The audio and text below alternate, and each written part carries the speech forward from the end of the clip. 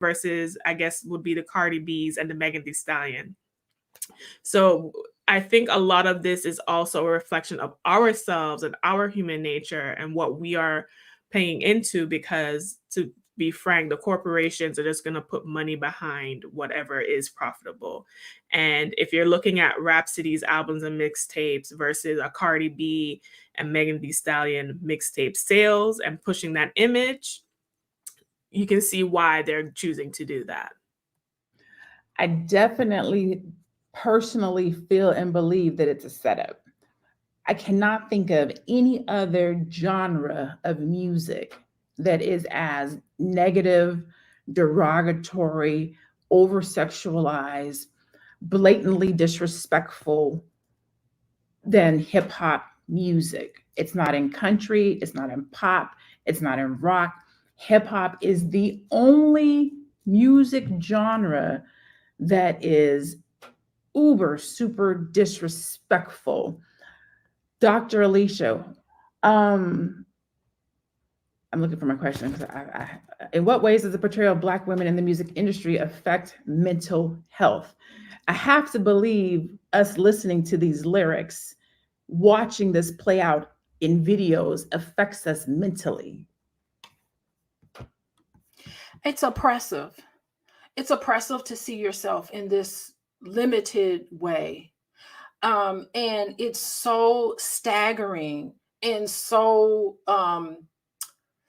pervasive. There's no range of images that you see in terms of women in hip hop. And it did not used to be this way. I mean, I am so fortunate enough to be there during the birth of hip hop. It was positive. It was Afrocentric. It was, it was something that was uplifting. It told a story about what was going on around us. It was really our voice to authentically talk about what was happening here. And since this is before hip hop became controlled, right? This was just pure coming out of a very unique setting for Black people to tell their story. Now it is so ultrally controlled that all you see is Black women, and not even just in hip hop. I'm talking about Black women in media.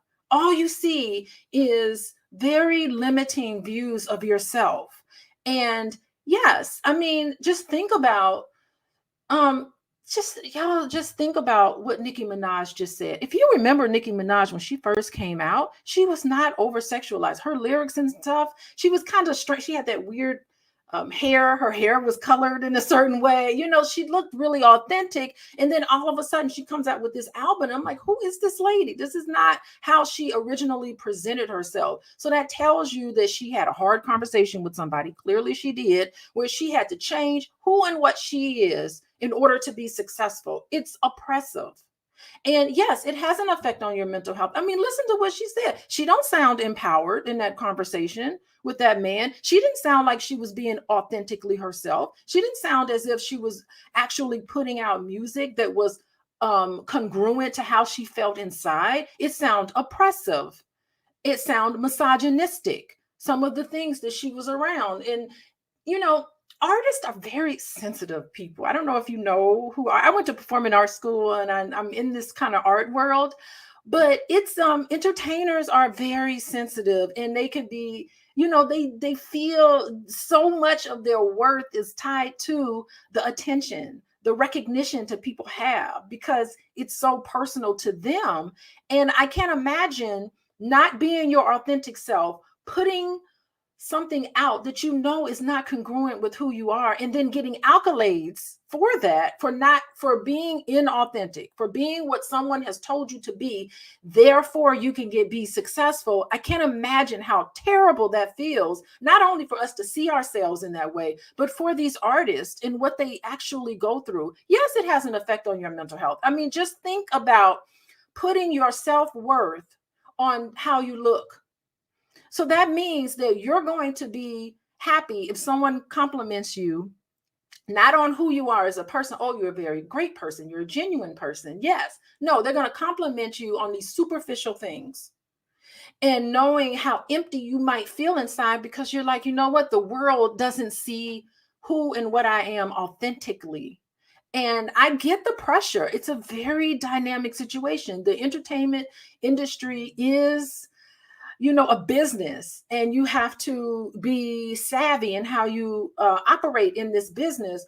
But the impact that it has on your mental health in the end, just the depression that can come with being constrained, the anxiety that you feel because a bad picture of you, or people, what Nicki Minaj talked about, the negative comments that she got online. That is really a real thing that happened to her. In all of these things, how can you feel good about yourself and feel sound and know that you are living your life's purpose when you have all of these constraints?